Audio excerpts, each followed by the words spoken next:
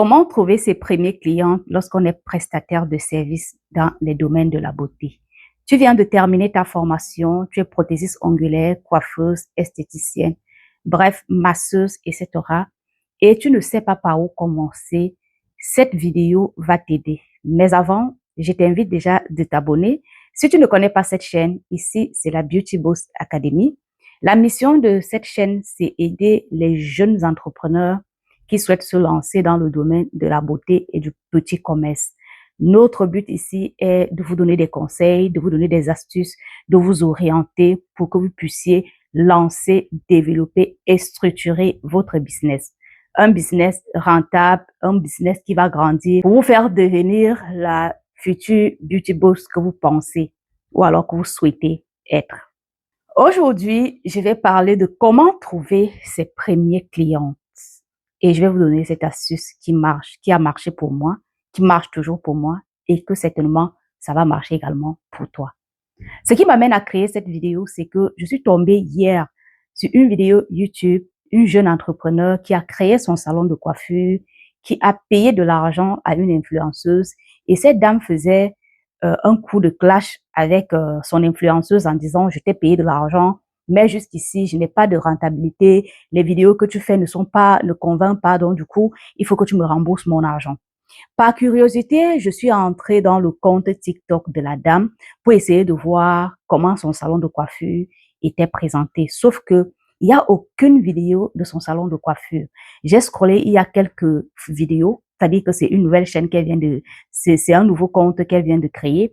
Et quand j'ai scrollé, j'ai constaté qu'il y avait aucune vidéo de salon de coiffure, aucune vidéo des prestations ou alors aucune vidéo qui parle même de son projet de lancer le salon de coiffure. Sur la bio, il n'y avait rien de marqué sur la bio, juste le nom de la coiffure et quelques vidéos qu'elle faisait pour clasher l'influenceuse en question.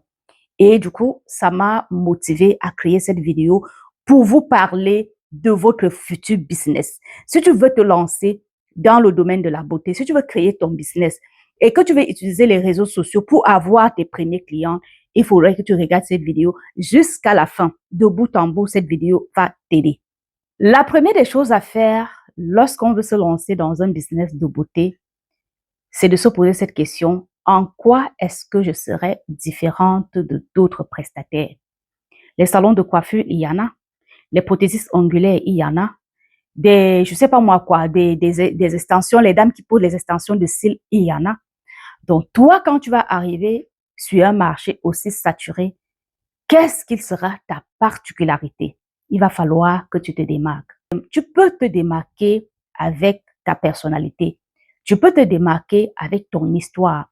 Tu peux te démarquer avec quelque chose en plus que tu apportes aux gens comme des conseils. Je prends cet exemple. Tu travailles, tu es salarié. Tu arrives à un moment donné de ta vie où tu ne veux plus continuer dans le salariat. Tu es passionné des métiers de la beauté, tu te formes et là, tu veux démissionner pour lancer ton business. Ça, c'est un sujet qui peut motiver beaucoup de personnes, qui peut captiver beaucoup de personnes. Ça veut dire, avant même de créer ton salon de coiffure, tu commences à créer ta communauté avec ton histoire. Je quitte mon boulot pour me lancer dans le domaine qui me passionne. Et tu racontes ton histoire tout le temps, tu racontes ton histoire, tu partages ton évolution.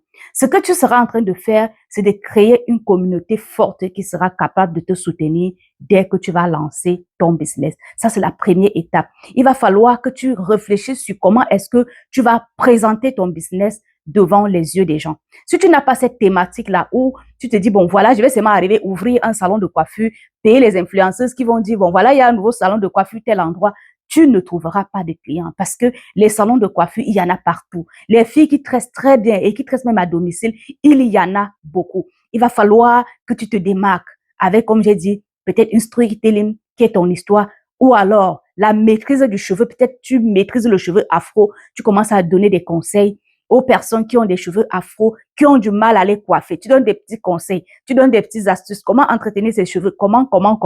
Tu seras en train de créer une communauté forte qui sera désormais tes clients. La deuxième chose que tu dois faire, c'est de choisir la prestation qui va te démarquer. Dans le salon de coiffure, il y a tout. Par exemple, c'était une dame afro. Je me dis, dans les salons afro, il y a des tresses, il y a des tissages, il y a des défrisages, il y a les balayages, il y en a tellement beaucoup.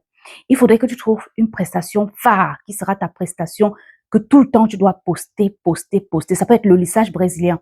Aujourd'hui, on a beaucoup de dames qui ne supportent plus ou alors qui n'arrivent plus à coiffer leurs cheveux crépus.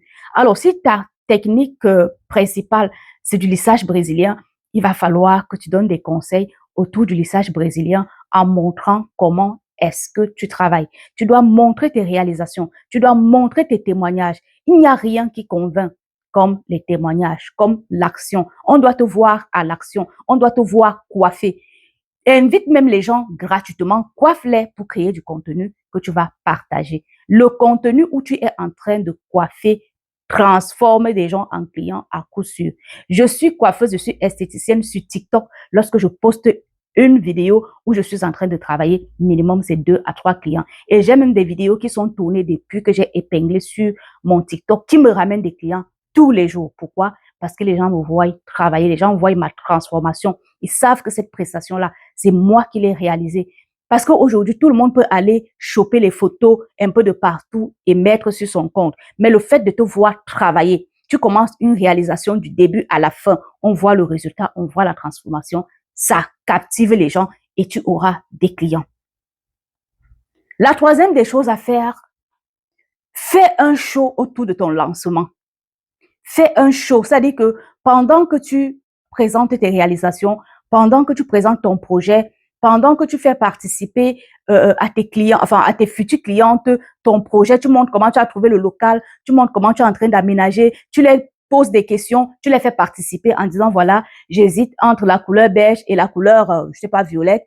Aidez-moi, comme c'est un salon de coiffure, voilà mes 2 couleurs préférées, mais aidez-moi à faire le choix. Au fait, tu es en train d'impliquer ta communauté autour de ton projet et ça, les gens aiment bien ceci.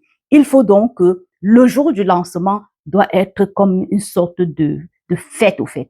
Les personnes qui te suivent depuis peut-être 1 mois, 2 mois que tu crées du contenu, tu dois les remercier, tu dois les faire des offres au fait. Tu dois dire, bon, voilà, notre lancement se fait tel jour. Si vous arrivez ce jour-là, voilà ce que j'ai préparé pour vous. J'ai dit que avec cette technique, tu vas arriver à remplir ton calendrier au moins d'1 mois. Le jour de ton lancement, tu es capable de remplir ton planning d'1 mois en mettant cette astuce sur pied. Les personnes que tu as conseillées, les personnes qui ont participé à ton projet, quand tu lances ton lancement, c'est-à-dire quand tu fais ton lancement d'ouverture de salon de coiffure, le jour du lancement n'est pas un jour où tu coiffes, c'est un jour où tu invites les gens, tu fais un petit truc, tu les remercies, tu fais un beau petit discours, tu les remercies, les gens arrivent, visitent le salon et ces personnes-là peuvent prendre rendez-vous directement pendant que tu es là et tu prépares un petit cadeau pour ces gens-là, ma chérie. Tu remplis au moins 1 mois de ton planning en mettant cette astuce sur pied. L'autre dernière chose que je vais partager avec toi pour avoir des clients, il faut saturer les réseaux sociaux. TikTok, Instagram, Facebook, il faut saturer. La régularité paye. Une personne qui te voit poster aujourd'hui va regarder, mais si la personne voit 2, 3, ça va motiver la personne à prendre rendez-vous. Il faut saturer toutes tes prestations, tu les filmes, tu filmes bien tes prestations, tu les partages, tu fais participer tes clients. On doit voir tes résultats avant et après. Voilà ce qui marche aujourd'hui. Moi, c'est ce que je mets en pratique. Je travaille en temps partiel en tant que prothésiste ongulaire et tresseuse à domicile. Je vous assure que j'arrive à me faire 1 500 € tous les mois en travaillant seulement 2 à 3 heures la journée. Parce que j'ai un boulot entre-temps. J'utilise uniquement TikTok. Je ne suis même pas sur Instagram parce que je n'ai pas le temps de poster partout. Postez vos prestations. Faites intervenir vos clients. Demandez les avis de vos clients. Voici ce qui va vous rapporter des clients dès que tu ouvres ton salon de coiffure ou alors dès que tu te lances dans ton business de la beauté. Ma chérie, si tu ne fais pas ça et que tu te dis tu payes l'influenceuse, tu vas perdre de l'argent. Parce que les influenceuses, qu'est-ce qu'elles veulent? Elles ne créent pas des émotions. Alors que toi, quand tu parles de ton business, tu crées de l'émotion avec ta personnalité. Ton histoire touche quelqu'un. Et aujourd'hui, les gens, de fois, viennent par affinité, viennent par émotion. Je veux aller encourager cette dame, il faut que j'aille dans son salon de coiffure. Et une fois que tu coiffes bien, c'est une personne que tu as fidélisée. Lance des petits jeux concours. Quand on est nouvelle, lance des petits jeux concours. tu viens faire une prestation de ci, je t'offre ça. Ça attire du monde. Lorsqu'on est débutant, on va plutôt créer des choses qui animent et non des choses qui sont flashy. Parce que tu prends une influenceuse, ça va juste faire flash et ça va passer incognito. Lance des jeux concours. Si tu lances un jeu concours, tu dis tous les vendredis, je fais telle prestation assis. Les clients vont s'habituer que, ah tiens, tous les vendredis, je peux aller faire telle prestation à tel prix, peut-être à 50% de réduction. Tu n'es pas en train de perdre. Le cachet que tu donnes à une influenceuse, transforme ce cachet-là en offrant des prestations gratuites ou alors à 50% de réduction dès le lancement de ton salon de coiffure. Et comme j'ai dit, et si tu accompagnes tout ceci avec une plus-value comme des conseils, tout ce qui va avec tes échecs, parce que tu dois créer une histoire autour de ton branding. Il faudrait que les femmes se retrouvent. Il faudrait que les femmes se reconnaissent. Si tu es spécialisé en cheveux afro, parle aux femmes le pourquoi est-ce que tu t'es retrouvé à transformer des cheveux afro. Pourquoi tu t'es juste focalisé sur le cheveu afro? Parle ça dit, crée une histoire autour de ton branding. Ce sont des clients que tu vas fidéliser et ça sera une communauté forte qui ne va jamais te lâcher. Les gens aiment la plus-value. Les gens aiment ce qui se démarque. Les gens aiment l'authenticité. Les gens aiment l'originalité. Les gens aiment sentir l'âme des gens. Tu dois mettre ton âme dans ton business. Tu payes une influenceuse. Elle ne connaît même pas comment tu as commencé ton business. Elle ne sait pas si tu as prêté de l'argent, si c'est un soutien familial, si ce sont tes économies. Le fait de partager ton parcours avec les gens, ce qu'on appelle souvent la storytelling, ça te transforme ta communauté à une clientèle qui ne te lâchera jamais. J'espère que cette petite courte vidéo vous a plu et que vous allez mettre ces conseils en pratique. Sachez que avant de lancer un business, on pense d'abord à la stratégie. On ne crée pas un business, on ouvre les portes et on se dit, quelle est la stratégie que je fais pour avoir mes clients? Non. On lance, on crée d'abord sa stratégie, on pense d'abord à sa stratégie, on réfléchit à sa stratégie, on met même déjà la stratégie en place, comme j'ai dit tantôt. Tu crées d'abord tes comptes sur différents réseaux, TikTok, Facebook et même YouTube. Et après, tu commences à partager l'histoire, tu fais participer et ensuite, tu lances ton business. Le jour du lancement, ça va faire un boom. De toutes les façons, tu vas enregistrer tes premiers clients. Tu risques même de remplir ton planning d'1 mois seulement le jour de ton rendez-vous. J'espère que tu t'es abonné et que tu vas activer ta cloche de notification parce que ici, comme j'ai dit, je donne des conseils pratiques réels. Je ne vous donne pas les conseils qu'on a cherchés sur ChatGPT. Je vous donne des conseils qui se font.